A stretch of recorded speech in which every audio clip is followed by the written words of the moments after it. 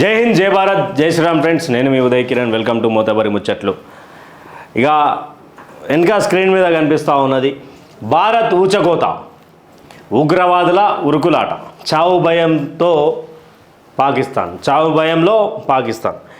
ఏంది ఉదయ్ అంటే ఇక భారతదేశ మిలిటరీకి సంబంధించినటువంటిది మరి ఇంకా కొన్ని విషయాలు ఏవైతే ఉన్నాయో అవి బహిర్గతం చేయొద్దు. కానితే అఫీషియల్ న్యూసే ఈరోజు మనం చిత్రగుప్తులో మాట్లాడుకోబోతా ఉన్నాం. దేశ రహస్యాలను మనం బయటపెట్టే ప్రక్రియ ఏం తీసుకుంటలేం.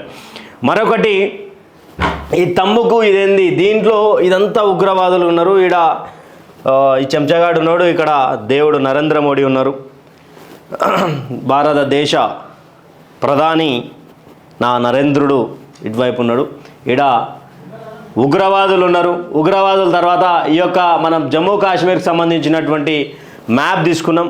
జమ్మూ కాశ్మీర్ మ్యాప్ ఏదైతే ఉందో, ఎందుకు జమ్మూ కాశ్మీర్లో అంటే జమ్మూ కాశ్మీర్లో హైటెన్షన్ వాతావరణం అయితే ఉన్నది.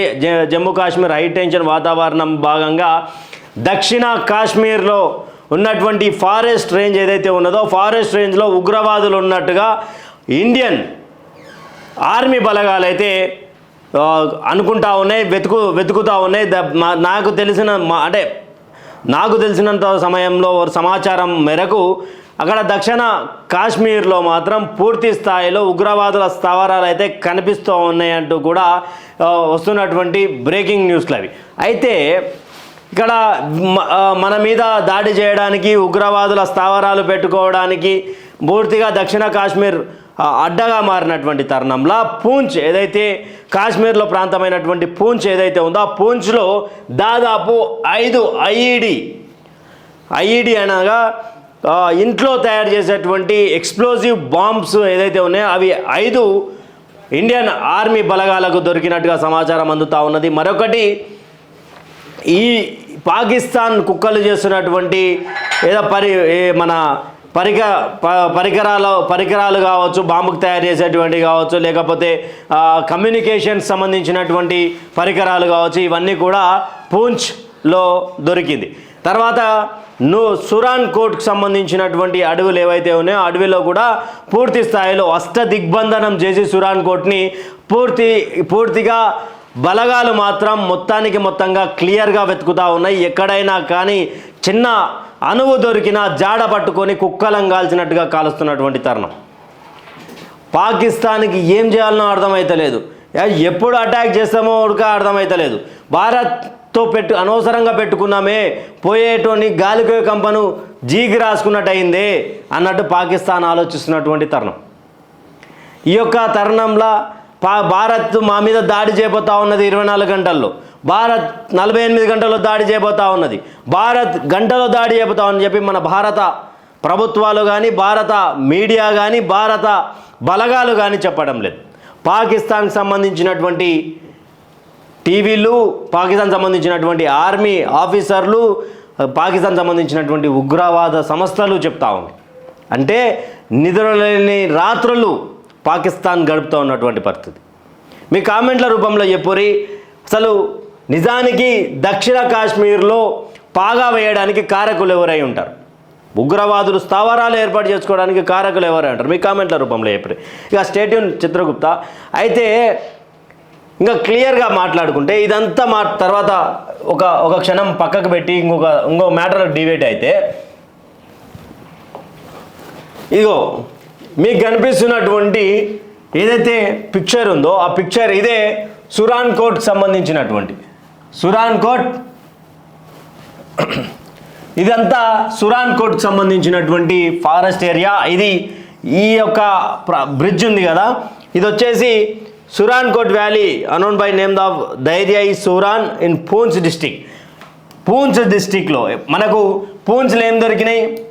పూంచ్లో 5 ఐఈడి బాంబులు దొరికినాయి.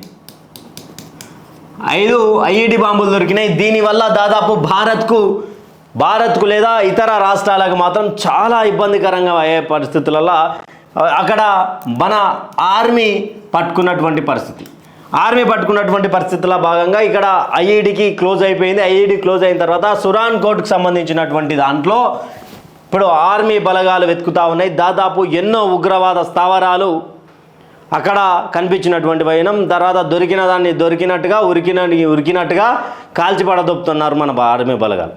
ఎందుకంటే ఫ్రీ హ్యాండ్ ఇచ్చేసిండు నా ప్రధాని ఏం చేసిండు, ఫ్రీ హ్యాండ్ ఇచ్చేసిండు. తర్వాత ఈ సురాన్ కోర్టుకు సంబంధించినటువంటి దాంట్లో బలగాలు మోహరింపు చేసి వెతుకుతా ఉన్నారు, అష్టదిగ్బంధనం చేసినటువంటి తరుణం. అయితే ఇంకొకటి, ఇక్కడ వీళ్ళకి తలనొప్పిగా ఎవరెవరు మారారు, భారత్తో ఆల్రెడీ భయంతో బతుకుతున్నటువంటి పాకిస్తాన్కు ఇప్పుడు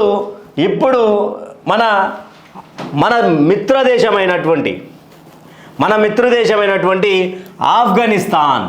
ఆఫ్ఘనిస్తాన్ ఇక్కడ పాకిస్తాన్పై గురిపెట్టింది. పాకిస్తాన్తో గురిపెట్టి ఏం చేస్తూ ఉన్నది, ఇక్కడ ఒకవైపేమో ఇండియా అటాక్ చేస్తూ ఉన్నది కాశ్మీర్ నుండి. కాశ్మీర్ హైటెన్షన్లో వాతావరణం తీసుకొచ్చి అక్కడ ఉన్నటువంటి ఉగ్రవాదులను ఎరవేసి మరి దగ్గర నుంచి మరి నా కొడుకులను పట్టుకొని ఉరికిచ్చి చంపుతున్నటువంటి వైనం మన భారత్. అయితే ఇక్కడ ఏం చేశారు, ఇక్కడ ఆఫ్ఘనిస్తాన్కి సంబంధించినటువంటి ఎవరుంటారయ్యా అంటే తాలిబాన్లు ఉంటారు. ఇక్కడ పాక్ ఆర్మీ ప్లస్ ఉగ్రవాదులు, టెర్రరిస్టులు, వీళ్ళు ఫైటింగ్ నడుస్తూ ఉన్నది. ఇప్పుడు దీని పక్కనే ఉన్నటువంటి పాకిస్తాన్లో భాగమైనటువంటి బలూచిస్తాన్ ఏం చేస్తూ ఉన్నది, బలూచిస్తాన్ కూడా పాకిస్తాన్పై అటాక్ చేస్తూ ఉన్నది. ఇక్కడ అష్టదిగ్బంధనం జరుగుతూ ఉన్నది పాకిస్తాన్కి. ఇక్కడనేమో తాలిబాన్లు దగ్గర రానిస్తలేరు. అరే మీరు ఏమైనా చేసుకొని నేను భారత్ ఒక్కటే, మేము భారత్ వెనుకనే ఉంటాము అని చెప్పేసి డైరెక్ట్ స్టేట్మెంట్ ఇచ్చేనాయి. ఏవేవి అంటే ఈ ఇస్లామిక్ దేశాలైనటువంటి ఏవైతే ప్రాంతాలు ఉన్నాయో, ఏవైతే దేశాలు ఉన్నాయో ఆ దేశాలు కూడా పూర్తి స్థాయిలో ఇండియాకు మద్దతు తెలుపుతూ ఉన్నాయి. పాకిస్తాన్కి ఇంకా ఉక్కిరి బిక్కిరి ఆడుతూ ఉన్నటువంటి, ఒకవైపు ఇక్కడ నుంచి పారిపోవాలంటే ఇక్కడ క్లియర్గా అర్థం చేసుకోవచ్చు వీళ్ళు పాకిస్తాన్ ఎలా అటాక్ చేస్తూ ఉన్నారంటే, కాబూల్ నుండి అటాక్ చేసిన ఇక ఇస్లామాబాద్, పేష్వర్, తర్వాత ఖాందార్ నుంచి చేసినా కూడా పాకిస్తాన్లోని కొంత భాగం ఇబ్బందికరంగా మారేది. తర్వాత ఇక్కడ లాహోర్, పంజాబ్ ప్రావిన్స్ ఏరియా అయితే లాహోర్ కావచ్చు, కరాచీ కావచ్చు, ఈ ఏరియాలు కూడా పూర్తి స్థాయిలో అష్టదిగ్బంధంలో ఉన్నాయి. భారత్తో పెట్టుకుంటే మట్టిలో కలిసిపోతారు నా కొడుక అని చెప్పి నేను ఏ రోజో చెప్పిన ప్రజలారా, వీళ్ళు వినరు. అల్లాహు అక్బర్ అంటూ కూడా ఒక వీడియోలో ఆయనకు తెలియకుండా ఆయన పోతున్నటువంటి పరిస్థితుల్లో 3 సార్లు అల్లాహు అక్బర్ అంటే అక్కడ గన్ ఫైరింగ్ ఆడడం జరిగింది. చిత్రగుప్త ఎక్స్క్లూజివ్గా తీసుకొచ్చినటువంటిది ఏంటి అంటే ఇక్కడ తాలిబాన్ వర్సెస్ పాకిస్తాన్ ఆర్మీ నడుస్తూ ఉన్నది ఇష్యూ. ఇక్కడ బలూచిస్తాన్ వర్సెస్ పాకిస్తాన్ నడుస్తూ ఉన్నది, ఇండియా వర్సెస్ పాకిస్తాన్ నడుస్తూ ఉన్నది, ఇరాన్ వర్సెస్ పాకిస్తాన్ నడుస్తూ ఉన్నది. ఇస్లామిక్ దేశాలన్నీ జాడిచిదన్నే పాకిస్తాన్. ఇక మరీ ముఖ్యంగా ఎవరైతే భారతదేశంలో ఉంటూ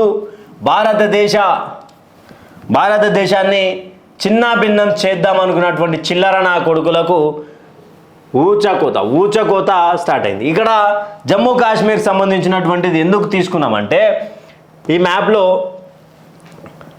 మ్యాప్లో ఎవరైతే ఈ లంగగాళ్ళు ఉన్నారో చూసారా, ఈ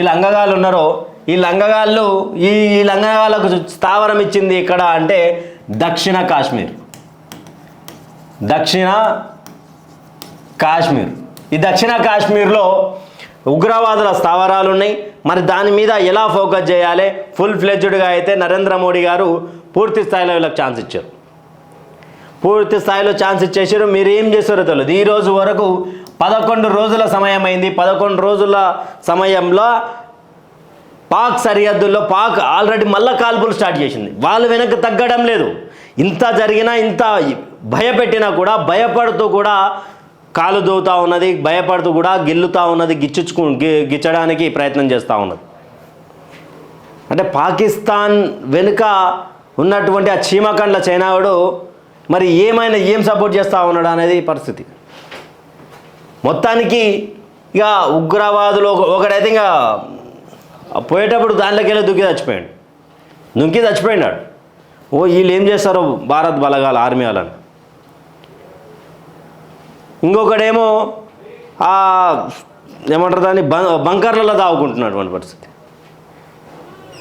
చూస్తూనే ఉండండి చిత్రగుప్త్. మరిన్ని అప్డేట్స్ మరి కొన్ని సమయం తీసుకొని అయినా సరే కానీ నిజమైన వార్తను మేము ముందుకు తీసుకొస్తాం.